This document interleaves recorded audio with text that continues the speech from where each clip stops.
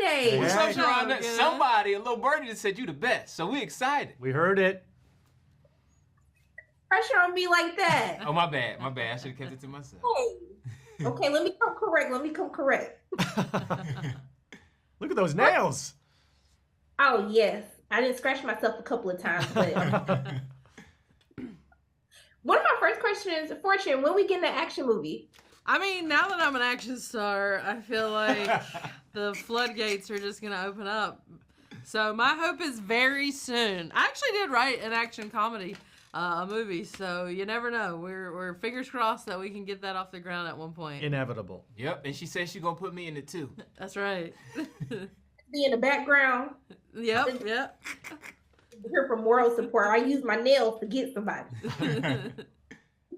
But one of the things that I love about this series is how, when we look at the leads and their relationship, we talk about that search for being perfect, for feeling like you have to be this perfect person in the world.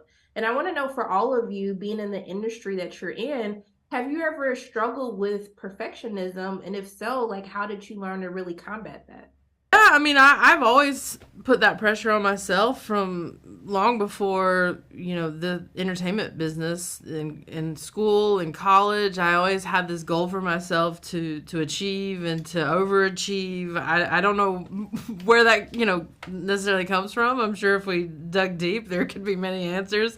But there is that pressure once you are in the public eye, to pressure to be funny, to put on a good performance, things like that, where you never want to let people down. So getting a role like this, you want to rise to the occasion.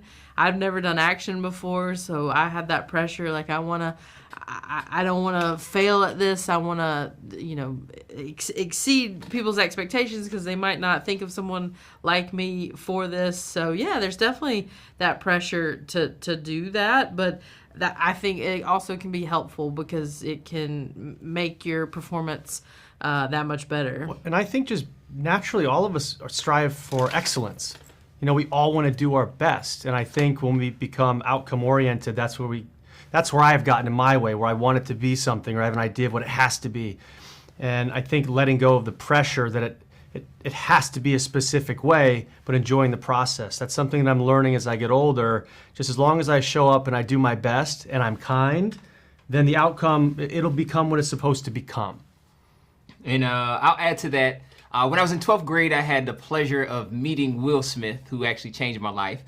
He said, fail often and fail forward, right? Because there's no losses in life. All your L's are lessons, right? So the more you try something, and it's also, I'm gonna add, it's better to be prolific than to be perfect. So the more you try, the better you will get at your art. And if you fail at something, take a loss, or you don't book a job, you learn something from that and you keep getting better. So as long as you keep trying, you'll get closer to being better at your job, but perfection isn't something that's real. It's something that's just going to make you procrastinate.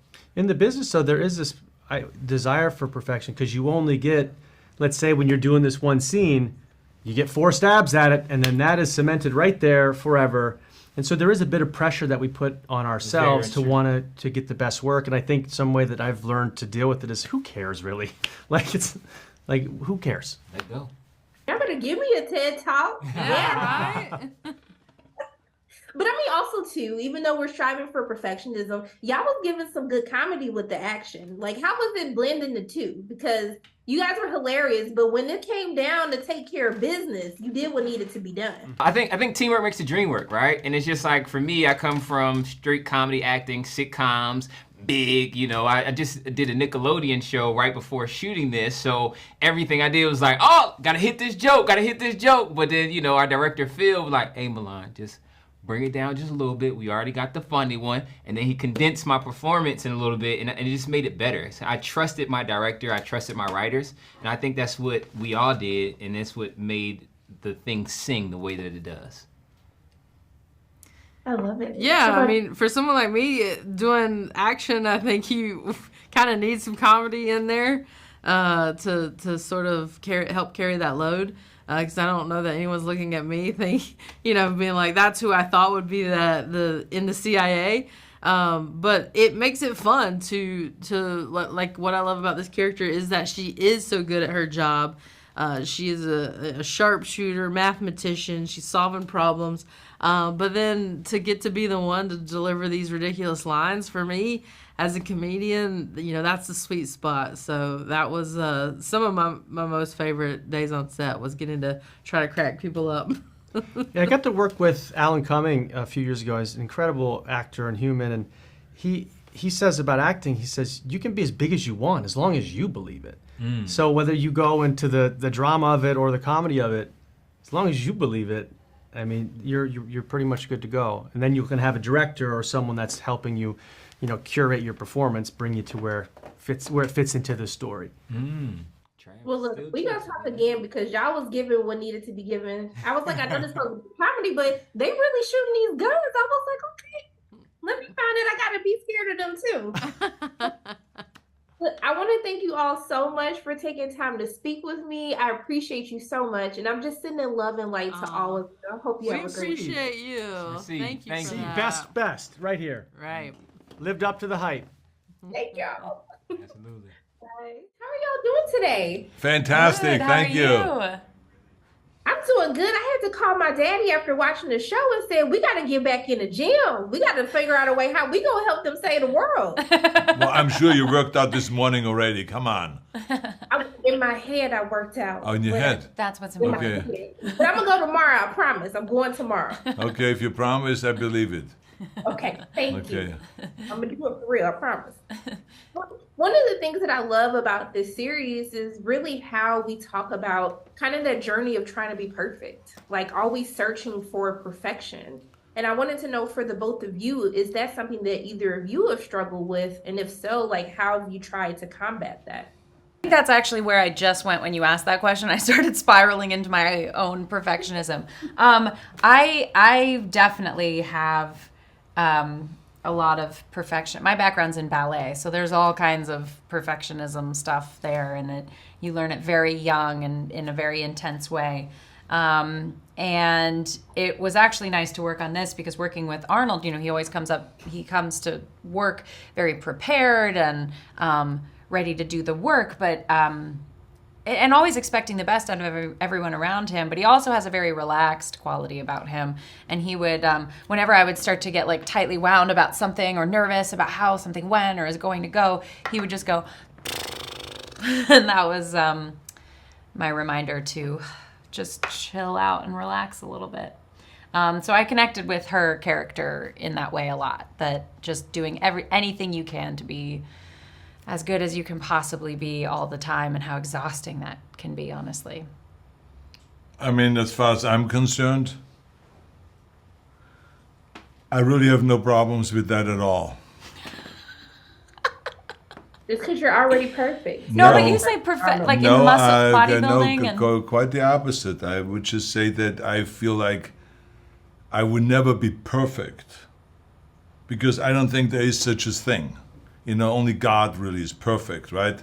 Not us. We can strive towards that. I think it's a good goal, but I mean, you should not be frustrated when you don't get there, because I don't think anyone ever got there, that you're just perfect. Perfect in every way. Physically perfect, mentally perfect, spiritually perfect, emotionally perfect, everything perfect. I mean, it doesn't exist. I don't think so. So therefore, let's forget about that idea. I think what we need to do is just recognize that the most important thing is that we improve all the time. And the most important thing is that we are useful all the time. And that we give back all the time. And that we don't just think about ourselves all the time. That we make me into we. So those are the kind of things, important things. We don't, for instance, with this show, with Fubar, did we go out and do the movie for ourselves? No, of course not. We want to entertain millions and millions of people. And so we are very delighted. Yesterday we've done interviews with people from around the world. And, it's such a great pleasure for us to hear them all say how much they love the show, because we want to entertain not just the American audience, but the world audience. There's 8 billion people out there, and we want to cover as many as we can with our show, and so they have them say, this is fantastic, it's great entertainment, it was a great relief for me from all the stress all day long and blah, blah, blah. So that's what it's about. It's entertaining people and giving something back. Especially with, I think, cinema too, imperfection is the gold. I think in TV shows and films, the things that don't go right are the things that stick out to us as being the most human and we connect to the most. So I think there's definitely beauty in the mess ups. I love that.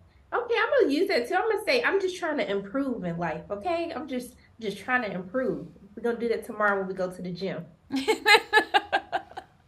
Look, I just want to thank you both so much for taking time out of your day to speak with me. I'm sending nothing but love and light both your ways, and I hope you have a great day. Thank you so much. Well, we wish you a great day Thanks too, for and I being love so your bright. fingernails and the whole thing.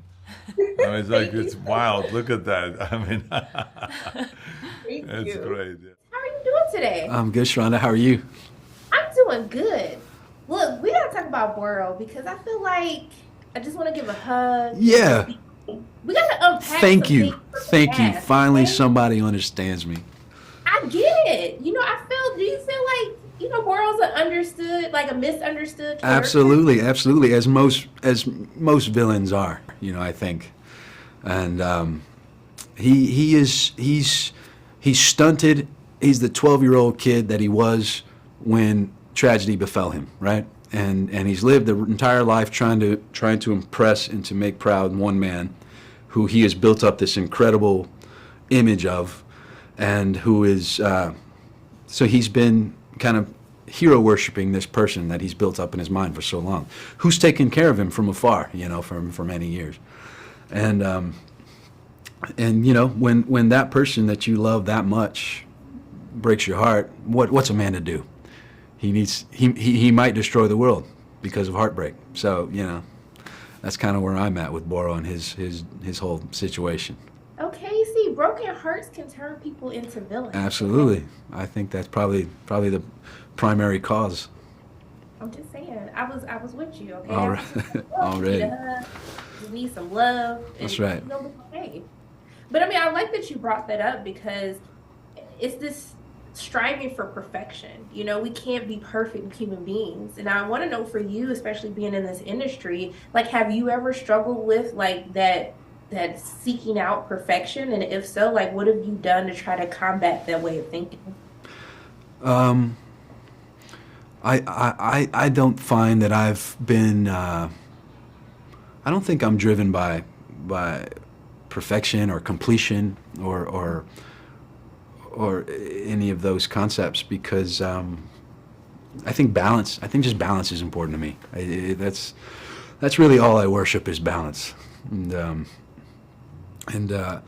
so if you're able to be committed and devoted and disciplined in your work, and still keep your wife happy, and pay the bills on time and do what you got to do, then really that's kind of the end goal. And and just be fully engaged everything you do. I mean, just try to deliver excellence. You may not be perfection, but at least try to deliver excellence. Okay, because the bill's gonna be due whether you perfect or not. Whether you perfect or not, yeah, exactly. But I mean, also too, like, you're working with this crazy cast. Like, how is it working with Arnold, but just working with the team as a whole? Because you get your action and you get comedy at the same time. How is it balancing both of those genres with the cast?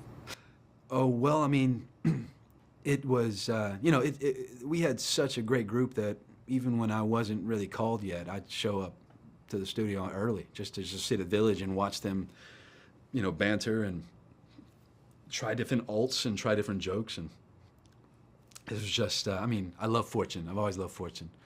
And it was just great to see her in her action hero mode. It was like some people were kind of playing out of their traditional molds. And that's, even Arnold included, the action comedy Arnold was an evolution of, the straight up badass, right? So it couldn't have been a better team. Monica was fantastic. She had both the charm and the humor, yet obviously with Top Gun, she the high stakes action element too. So everybody had the skill set. Milan is wonderful. Everyone, I could go on and on, but it was the team gelled really well. I was kind of off on my own movie most of the time until they catch me. We're not really going to interact. But that was important. It was important that we all just did our part, played, but to balance everything out, and I think we succeeded in doing so. But I mean, is there any genre that you haven't done yet that you would like to do, since we're like putting the genres together? Yeah, I mean, I did, kind of some action horror, I guess you could say, is Last of Us and Ghost Rider, stuff like that, the comic book genre. Terminator, of course, sci-fi. I've done some smaller pictures where, you got those kind of character-driven things. But the one thing I think I've yet to do is a romantic comedy. And I think I said before, I'm a big fan of heist pictures. So something like, The Italian Job or something like that. I love that. Or Star Wars. Okay, we gonna manifest that too. But I really want this rom-com. That's what I want. There you go. Yeah, there was one in development a while back. Larry Wilmore and I had a meeting, and so people see it. We just haven't capitalized on it yet. Okay, let me know who I need to call so we can make this happen. Because I can get a petition started. Let's you go. Let me know what I need to Let's do. go, Sharonda. Let's do this. Okay, well, I'm going to talk to you again when we talk about your rom-com. But in the All right. meantime, I'm just so happy that you took time out of your day to speak with me. And I'm just sending love and light your way. I hope you have a great day. Likewise. My friends Joe and my wife's best friend Michelle moved to Atlanta like two years ago. We missed them deep. Take care of them for me, please.